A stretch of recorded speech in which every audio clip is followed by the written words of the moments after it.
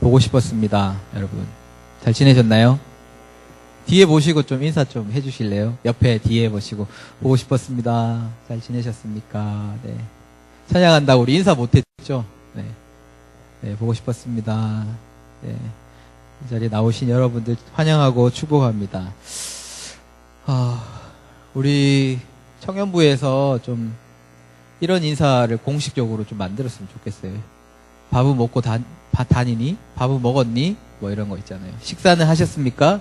김경진 의원인가 뭐 청문회에서 식사는 하셨습니까? 이거 그 범죄자한테 하는 뭐 그런 질문이라 해서 뭐 기분 나빠했다고 그런 얘기가 있었는데, 식사는 하셨습니까? 우리의 의미는 그겁니다. 하나님께서 주신 생명의 양식 매일매일 잘 먹었나? 이런 질문입니다. 우리 좀 식사 잘 하고 다녔니? 한번 좀 질문해 주시겠어요? 네. 대답해 주세요. 질문하시면. 네.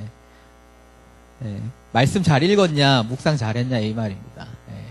우리 하나님께서 주시는 생명의 말씀.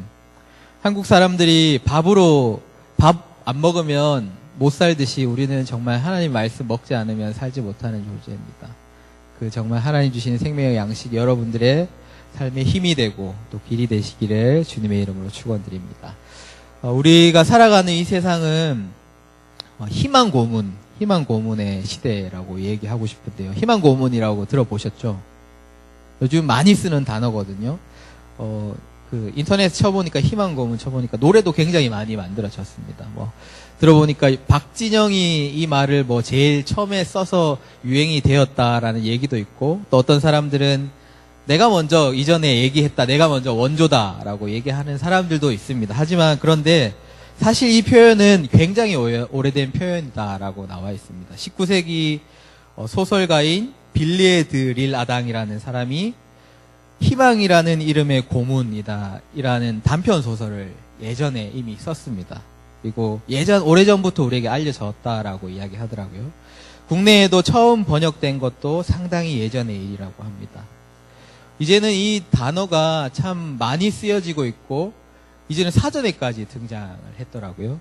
그래서 근데 이 단어가 어려운 단어가 아니라서 우리는 이 단어를 딱 들으면 어떤 의미인지 이미 알 수 있습니다. 사전에서 이렇게 찾아보니까 극정의 상황, 그러니까 어떻게 해도 벗어날 수 없는 절망적인 결과만 있는 그런 극적인 상황 속에서 주어진 그 작은 희망 때문에 오히려 더 괴롭게 되는 상황, 그것들을 일컫는 단어입니다. 희망이 아예 없다면 덜 괴로울 텐데 자꾸 작은 희망을 주고 그것에서 손을 뗄 수 없게 하는 약간의 가능성을 보이는 그런 상태, 그래서 그것들에서 벗어나지 못하는 인간의 그런 심리를 반영한 단어라고 합니다. 이 단어가 요즘 많이 참 쓰이고 있습니다. 그죠? 그래서 우리가 이 단어에 대해서 더욱 공감을 하는 것은 우리가 살아가는 이 시대가 희망 고문을 하는 시대와 같다라는 생각이 듭니다. 사실 희망이 아닌데 허상인 이름만 희망이라고 하는 그 허상을 우리에게 보여주면서 계속 그것을 따라가게 하고 우리가 그것을 놓지 못하게 하고 우리를 고문하고 있기 때문입니다. 엄밀히 얘기하면 우리가 살아가는 지금 이 모든 시대가 희망 고문 같다라는 생각이 듭니다. 하지만 우리가 잘 알듯이 그 세상이 보여주는 그 희망은 사실 희망이 아니라 허상에 불과합니다. 신기루와 같은 그런 것, 세상이 보여주는 그런 그 희망 때문에, 그 허상 때문에 우리는 모든 시선을 빼앗겨서 결국은 우리는 그것을 쫓아가고 결국은 우리는 고문만 당하는 삶의 모습이다라는 겁니다. 오늘 왜 이 이야기를 하면 희망 고문과 같은 곳이 오늘 성경에 나옵니다. 바로 오늘 성경에서 같이 읽은 베데스다라는 곳입니다. 오늘 이제 매일 성경 본문에도 나오는 지명인데요. 우리가 이제 그 말씀에 보면 5장 말씀에 보면 어떤 명절인지는 명확하게 나와 있지 않지만 유대인의 명절이 되어서 예수님께서 예루살렘에 올라가셨다라고 합니다. 그곳에 베데스다라는 못이 있었다라고 말씀하고 있습니다. 베데스다라는 곳은 그 이름의 의미는 굉장히 거창합니다. 그리고 멋집니다. 그 이름의 뜻은 자비의 집이라는 의미를 가지고 있는데, 하지만 이름은 굉장히 멋있지만 자비의 집이지만 그 안을 자세히 들여다보면 그 안이 정말 얼마나 이상하고 얼마나 아이러니한 일들이 벌어지고 있는지를 우리는 금세 알 수 있습니다. 우리가 오늘 이 말씀에서 자세히 조금 그 베데스다의 그곳에서 이뤄지는 아이러니한 일들, 허상들을 우리가 한번 살펴보았으면 좋겠습니다. 여러분, 오늘 말씀을 우리가 자세히 보셨다면 조금 이상한 한 가지를 발견해야 합니다. 이상한 한 가지가 아니더라도 우리가 이제는 성경을 볼 때 조금은 이제 제가 한 가지 팁을 드리면 이제 우리가 큐티를 할 때 이 성경을 조금 낯설게 보는 훈련들을 여러분 하셔야 됩니다. 이제 5절에서 1절부터 9절까지 읽었는데 그 중에서 여러분 낯설게 읽었다는 것은 우리가 이 말씀은 너무 잘 알지만 정말 처음 읽는 것처럼 하나하나 우리가 살펴본다는 이야기입니다. 오늘 우리가 자세하게 낯설게 본다면 한 가지를 좀 발견해야 하거든요. 제가 이제 아까 전에 영규 형제가 말씀을 나누고 3절, 4절을 좋아한다 그래가지고 제가 깜짝 놀랐거든요. 이 말씀을 왜 좋아하지? 그랬는데 여기 말씀이 아니라 1장 말씀이어서 제가 다시 한숨을 놓았는데 오늘 3절, 4절에 보면 우리가 여러분 발견하신지 모르겠지만 3절, 4절에서 이렇게 네모로 된 갈로가 3절 중간부부터 4절 마지막까지 쳐져 있는 것을 볼 수 있습니다. 사실 여기에 이렇게 갈로가 쳐져 있다라는 것은 분명히 무엇인가를 얘기하고 있는 것입니다. 여러분 찾으셨나요? 한번 말씀 성경 가지고 계시고 가지고 계시면 거기에 갈로가 있는 것을 찾으실 텐데 이 갈로가 있는 부분을 자세히 읽어보면 조금 이상합니다.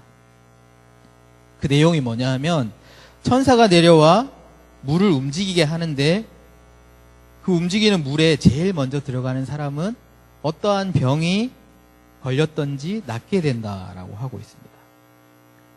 어떠세요? 이상하지 않으세요? 좀 이상하게 느끼셔야 되는데 당연하게 성경을 항상 당연하게 받아들이시면 안 됩니다.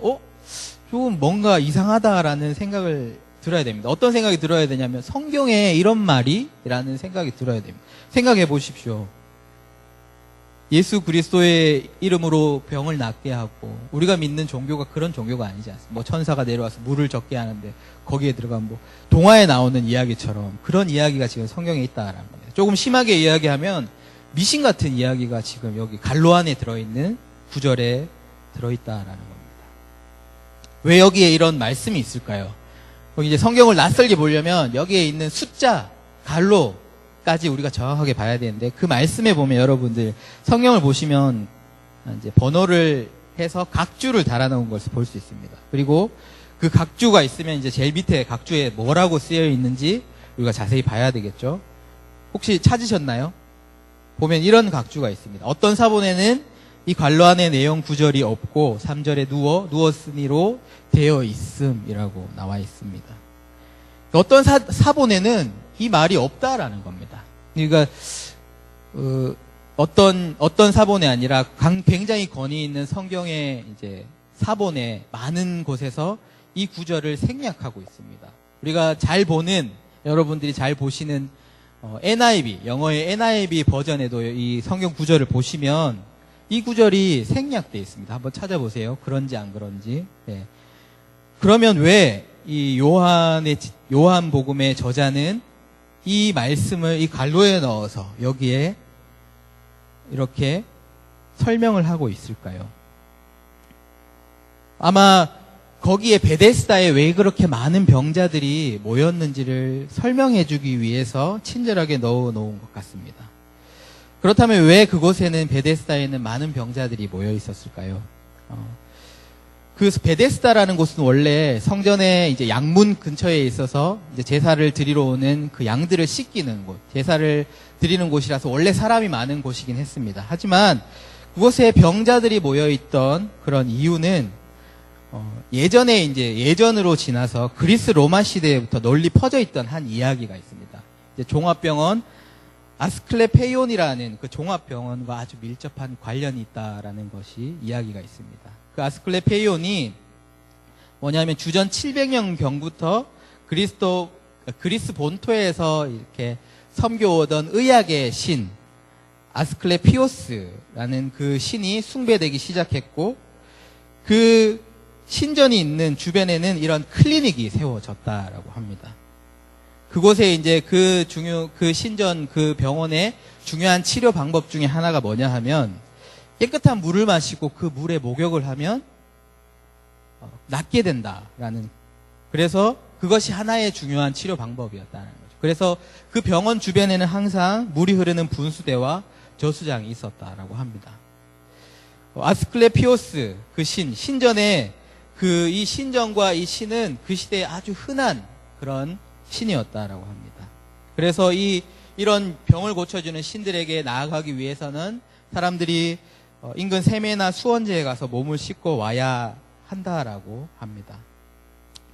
그곳에 왜 그렇게 많은 병자들이 모였을까? 그것이 성전이어서, 그것이 베데스다라는 이름을 가진 멋진 곳이어서 그곳에 사람들이 모였을까요? 오늘 우리가 들은 이야기를 통해서 우리가 알 수 있는 것은 그들은 순수한 신앙이나 그런 믿음 때문에 그곳에 모였던 것이 아니라 그곳에 들려지는 미신적인 그런 이야기, 믿음, 그런 것들 때문에 그것을 보고 그들이 그곳에 나왔다는 것입니다. 그들은 그것이 사실 진짜인지 아닌지 알 수 없습니다. 사실 갈로에 넣어서 이것이 정말이다라고 얘기한 것이 아니라 그것은 어쩌면 희망 고문과 같은 허상인데 그것을 사람들은 그것에 혹해서 거기에 매여서 그것을 떠나지도 못하고 그곳에 있었던 곳이 바로 베데스다라는 곳이었습니다. 우리가 한번 우리의 삶을 한번 생각해 보았으면 좋겠습니다. 혹시 이런 것에 우리가 매여 있지는 않습니까? 우리의 삶 말고도 우리의 신앙을 한번 생각해 보십시오. 우리가 여기 앉아 있는 그것, 우리 앉아 있는 이유가 혹시 베데스다의 그런 이유와 같은 것으로 우리가 여기에 그런 믿음을 가지고 앉아 있는 것은 아닙니까? 라는 생각을 우리가 한번 돌아봐야 할 것 같습니다. 사실 이 베데스다 안에 있는 이 병자들이 바라고 있는 이 치료의 모습, 그들이 희망하는 것은 사실 성전 안에 있어야 할 모습이 아닙니다. 그리고 우리가 가져야 할 신앙도 아닙니다. 그들은 단지 그런 순수한 신앙이 아니라 정말 예수님을 따라갔던, 표적만 보고 따라갔던 그 표적과 기적만 바라고 따라갔던 그 사람들의 모습과 다르지 않은 모습이었습니다. 오늘 5장 말씀 이전에 이제 예수님께서 두 번째 이적을 가나에서 행하십니다. 여러분 잘 아시듯이 성경책이 있으시면 아실 텐데 왕의 신하의 아들을 고쳐주시는 그런 표적이었습니다. 그때 예수님께서 이런 말씀을 하십니다. 4장 48절에 나오는데요. 성경책 가지고 계신 분들은 4장 48절 한번 같이 읽어보겠습니다. 시작. 예수께서 이르시되 너희는 표적과 기사를 보지 못하면 도무지 믿지 아니하니라. 아멘. 사람들은 표적과 기사를 따라서 그곳에 나왔고 베데스다의 사람들도 순수한 믿음이 아니라 신앙이 아니라 그저 그곳에 들려지는 허상과 같은 희망, 그것들에 매여서 거기에서 희망 고문과 같은 것들로 계속해서 고문을 당하고 있었다라는 것입니다. 사실 이 베데스다라는 이름을 가진 이곳은 이름 자체만으로도 굉장한 곳입니다. 베데스다라는 뜻, 제가 조금 전에 말씀드렸는데 자비의 집이라고 했습니다. 여러분 이제 여기 교회 생활을 많이 해보신 분들이라서 베델 하면 집입니다. 집. 그리고 우리가 너무 잘 아는 베데스다, 헤세드는 자비라는 말이죠. 그러니까 헤세드의 집, 자비의 집이다라는 곳이 여기 바로 베데스다라는 곳입니다. 그곳의 이름은 자비의 집. 그런데 우리가 그곳을 자세히 들여다보면 그곳은 자비의 집이 아니라 가장 무자비한 집이라는 것을 우리는 단번에 또 알 수 있다는 거죠. 왜냐하면 그곳에는 많은 병자들이 있었습니다. 3절에 보면 맹인, 다리 저는 사람, 혈기 마른 사람들이 그곳에 누워 있었는데 우리가 오늘 여기에 주인공이 38년 된 병자가 그곳에 있었다라는 겁니다. 38년이나 된 병자가 아직도 여전히 그곳에 있었다는 거죠. 자비의 집.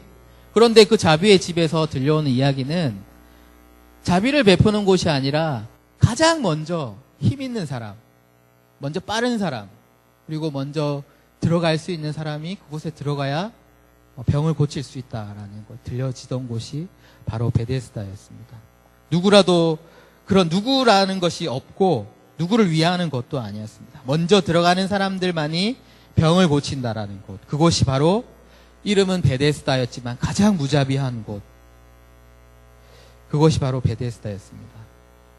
저는 이 베데스다라는 이름처럼 세상이 지금 우리에게 이야기하고 있는 희망이 그런 이 세상이 이야기하는 희망이 이런 것이 아닌가라고 생각합니다. 내가 먼저 그리고 1등 제일 먼저 앞서가는 그 사람이 성공이고 그것이 제일이다라고 이야기하는 그 희망. 세상은 우리에게 이런 희망을 이야기하고 있습니다. 하지만 정말 그 이름처럼 우리가 그렇게 내가 먼저 남을 짓밟고 앞으로 나아가면 그것이 성공인가? 정말 그것이 성공이냐라는 것입니다. 결국은 우리는 이제는 너무 잘 압니다. 그것은 허상일 뿐이고 정말 아무것도 잡히지 않는 것을 향해 달려가는 것임을 우리는 잘 알고 있습니다.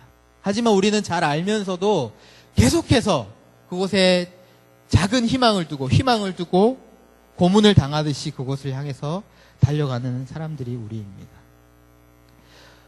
세상은 그렇다고 쳐도 이제 정말 진짜 자비의 집이 우리에겐 어디입니까? 우리에게 진짜 자비의 집은 교회가 아닙니까? 바로 우리가 여기 있는 그곳, 바로 교회가 우리가 얘기하는 자비의 집입니다. 그런데 교회도 어쩌면 그 세상과 별반 다르지 않는 모습인 것 같습니다.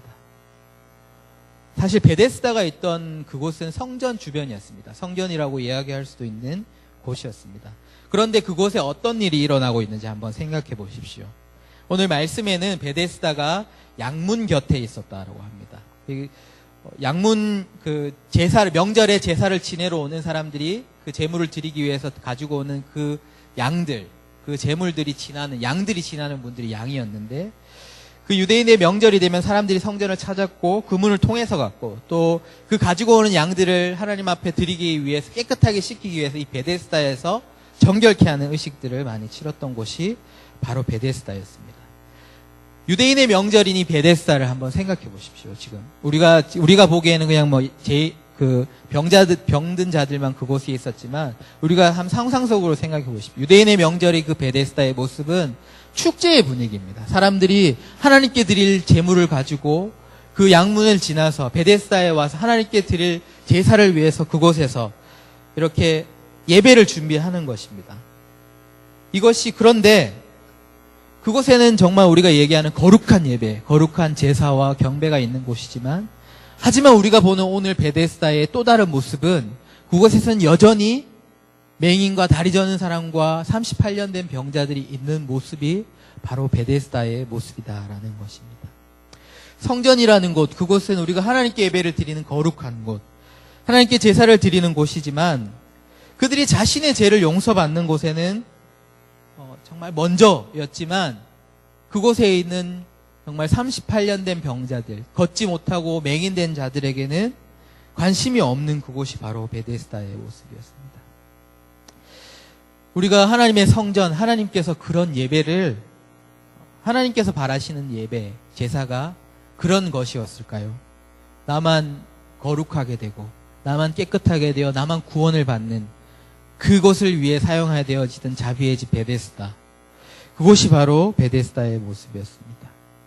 혹시 우리가 쫓는 신앙, 우리가 따라가는 믿음이 우리의 예배가 그 베데스다가 있었던 그 성전과 같은 모습은 아닙니까? 혹시 우리가 그런 모습으로 하나님 앞에 예배를 드리고 우리의 믿음을 고백한다라면 우리는 이것이 진짜 믿음인가? 그리고 하나님께서 진짜 받으시는 예배인가라는 것을 한번 고민해 보아야 합니다.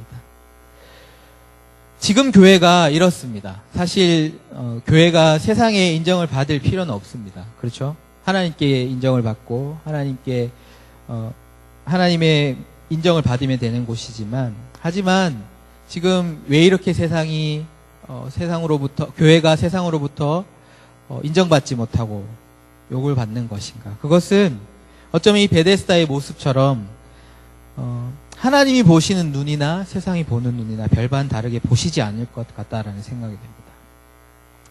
우리의 믿음은, 우리의 신앙은, 우리의 예배는 세상과 다른 것이다 라고 얘기하지만 결국 이 베데스다에 보였던 그런 예배와 제사는 그 믿음은 어쩌면 온전한 믿음이 아니라 나의 구원만, 나의 인생만 생각하는 그런 허상을 따르는 그런 믿음일 수 있다라는 것입니다.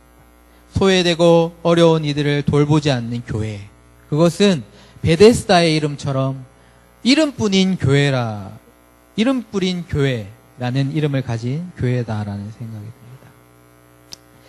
왜 이것이 오늘 말씀드리는 베데스다가 희망 고문, 우리가 살아가는 그 모든 삶이 희망 고문입니까? 왜냐하면 우리가 쫓아가는 그 희망이 우리가 얘기하듯이 그 이름과 달리 허상이기 때문입니다. 우리가 진짜를 따라갔다면 그곳에는 정말 참 만족감과 참 기쁨이 있을 것입니다. 하지만 우리가 따라가는 그 세상이 이야기하고 우리의 그 소망은 사실은 허상일 뿐이고 그 허상을 따라가는 그곳에는 고문밖에 남지 않았던 것 같습니다. 제가 얘기 드렸듯이 믿음은 바라는 것들의 실상입니다. 믿음은 보는 것입니다. 무엇을 보느냐? 허상을 보는 것이 아니라 실상, 정말 진짜를 보는 것이 믿음입니다. 우리는 희망 고문이 되지 않기 위해서는 그 희망, 가짜 희망이 아니라 정말 희망인 소망을 따라서 그 희망을 따라가야 합니다. 그렇다면 진짜가 무엇이냐라는 것이죠. 베데스다와 같이 이름만 거창하고 사람들에게 그런 들려지는 그런 허상이 아니라 우리들이 붙잡아야 할 희망이 무엇인지 오늘 말씀에서는 정확하게 우리에게 말씀하고 있습니다. 바라는 것들의 실상, 우리가 붙잡아야 할 진짜는 무엇입니까? 그것은 바로 예수 그리스도이십니다. 믿으십니까? 네.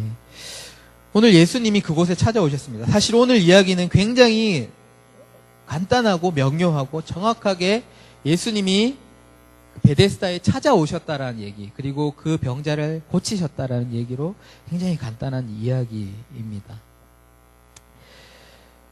오늘 베데스다, 허상뿐인 그 베데스다에 예수님께서 찾아오셨습니다.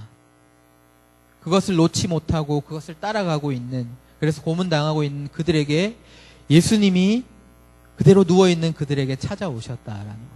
그것이 바로 우리가 얘기하는 복음입니다. 예수님께서 우리 가운데 오셨다. 그렇게 누워서 헛된 것들만 바라고 있는 우리에게 찾아오신 그 예수님, 그것이 우리가 이야기하는 복음입니다.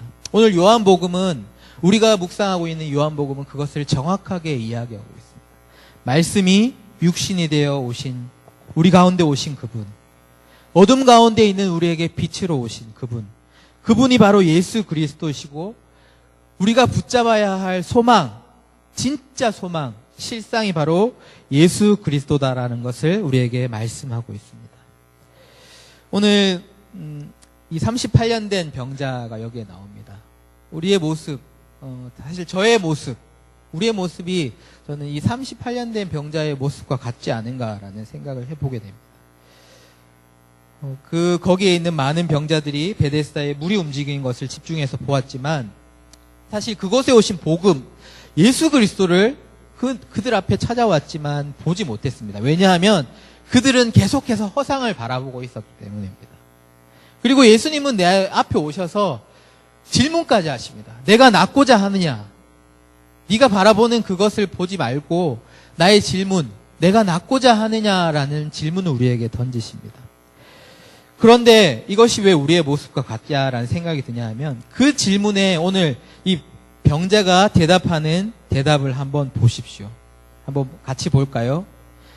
7절 말씀 우리 7절 말씀 함께 읽어보겠습니다. 시작. 병자가 대답하되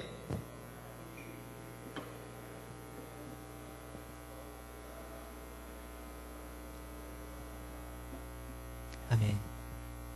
예수님께서 내가 낫고자 하느냐, 평생 그 병자가 목표하던 것이 자기의 그 병을 낫고자 하는 것이 목표였는데, 오늘 예수님이 오셔서 내가 낫고자 하느냐 했을 때 병자가 했던 대답은 좀 이상합니다.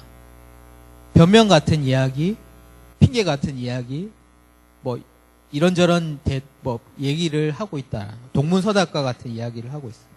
나를 넣어주는 사람이 없어 내가 지금 이 지경입니다. 누구 때문에, 저것 때문에, 나의 상황 때문에 저는 여전히 이렇습니다 라는 대답을 하고 있다는 거죠. 예수님이 네가 그것을 해결하기 원하느냐라고 질문하시지만 우리는 여전히 우리의 헛된 허상을 바라보며 핑계와 변명과 상황을 탓하면서 여전히 우리가 얘기하고 있다라는 것입니다. 예수님이 이미 우리에게 오셨습니다. 그리고 예수님이 이미 우리를 보시고 그 병자를 보시고 그 병자가 필요한 것이 무엇인지 알고 계십니다. 예수님은 오셔서 그들이 그가 가진 문제를 해결해 주시기를 원하십니다. 그래서 그 앞에 오셨습니다. 우리는 이미 알고 있습니다. 우리의 문제의 해결 방법이 바로 예수님이신 것을 알고 있습니다. 오늘 본문을 보면 결론은 조금 허무하게 끝나는 것을 우리는 볼 수 있습니다. 예수님이 오셔서 물으시고 병자는 이렇게 핑계를 대고 다른 동료는 서답을 하지만 예수님은 그래도 꿋꿋이 내 자리를 들고 걸어가라 라고 말씀하십니다. 어쩌면 좀 참 여러분들 낯설게 보시면 참 이상합니다. 제가 믿습니다 이런 대답을 했던 것도 아니고 그냥 예수님은 내 자리를 들고 걸어가라 라고 명령하셨고 38년 된 병자, 그 병자가 정말 여러분 생각해 보십시오. 이 방법 저 방법 어떤 방법을 써보지 않았을 것이고 그 오랫동안 기다림 끝에 결론은 예수님께서 내 자리를 들고 걸어가라 했을 때 그냥 그 자리를 들고 걸어갔다라는 겁니다. 이것이 조금 이상해 보일 수는 있지만 오늘 이 장면은 우리에게 예수님이 어떤 분이신지 명확하게 이야기하고 있다라고 보여집니다. 예수님의 말씀의 능력이 어떤 것인지, 예수님이 어떤 분이신지 오늘 이 38년 된 베데스다의 병자의 고침을 통해서 우리에게 명확하게 이야기하고 계십니다. 38년 동안 우리가 해결할 수 없었던, 그가 해결할 수 없었던, 어떤 방법을 써도 해결할 수 없었던 그 문제가 예수님께서 한마디 하시고 그 말씀을 따랐더니 그 예전의 모든 문제들이 해결되었다라는 결론. 사실 예수님 앞에서 이 38년 된 병자의 이 문제, 그리고 어떤 문제라도 예수님 앞에서는 어떤 문제도 될 수 없었던 것 같습니다. 오늘 우리는 우리의 문제를 해결하려고 발버둥을 칩니다. 그리고 작은 희망, 세상이 보여주는 희망을 따라서 계속 그 희망을 따라서 따라갑니다.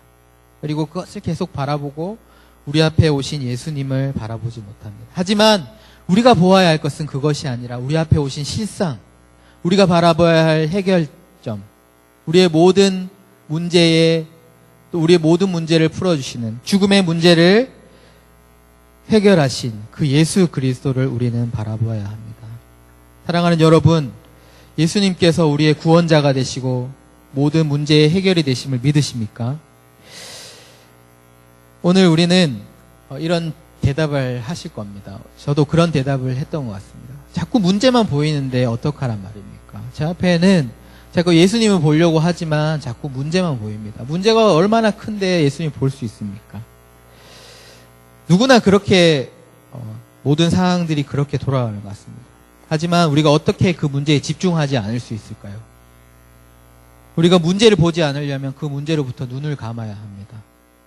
그리고 우리는 눈을 떠서 정말 실상해진 믿음의 주이신 예수 그리스도를 바라보아야 합니다. 문제를 보지 않기 위해서 우리는 눈을 감습니다. 그리고 눈을 떠서 우리의 믿음의 고백, 여러분은 항상 고백하시죠. 전능하신 아버지, 천지를 창조하신 천지의 창조주를 내가 믿습니다. 우리가 수백 번 고백했던 그 고백에 정말 천지의 창조주, 전능하신 아버지를 우리가 바라보아야 합니다. 죽음에서 부활하신 그 예수 그리스도를 우리는 바라보아야 합니다. 문제를 바라보지 않고 예수님을 바라보는 그 방법, 어떤 것이 있을까요? 바로 우리가 기도하는 것이고 또 우리가 매일 하나님 말씀 앞에 나아가는 것이고 지금 이 자리 가운데 예수님을 예배하는 것입니다. 매일 아침 우리의 삶을 시작할 때 우리의 문제가 우리를 덮쳐오기 전에 우리는 하나님의 말씀을 펴고 그 말씀 가운데 우리의 삶에 행하신 놀라운 일을 행하신 그 예수 그리스도를 기억하고 예수 그리스도를 우리는 바라봐야 합니다.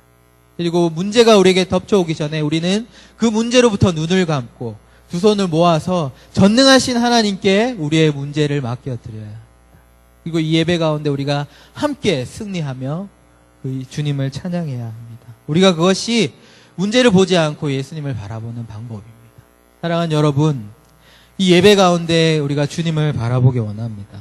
우리가 문제밖에 보이지 않는다라고 하실 때 여러분 눈을 감으시고 주님 앞에 나아가십시오. 그리고 주님 앞에 하나님 우리의 믿음의 눈을 떠서 정말 살아계신 주님, 죽음의 그 권세를 이기신 예수 그리스도를 바라보게 해주십시오라고 우리가 기도하는 우리가 되었으면 좋겠습니다. 오늘 하나님께서 저는 저에게뿐만 아니라 우리 청년들에게 오늘 이 말씀 주시는 것 같습니다. 하나님께서 여러분들 앞에 오셔서 여러분들 그 허상을 따르고 여전히 그 자리에 매여 있는 그 모든 문제들 가운데 예수님께서 말씀하십니다. 내 자리를 들고 걸어가라 라고 말씀하십니다.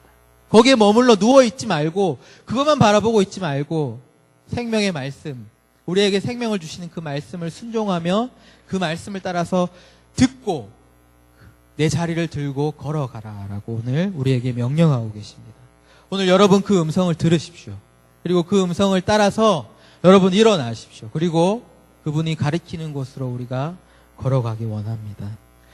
오늘 하나님의 말씀이 우리를 살게 하시고 우리의 모든 문제를 해결하실 줄을 믿습니다.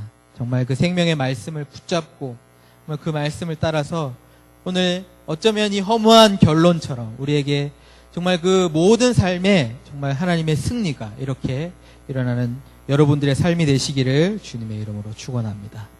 우리 함께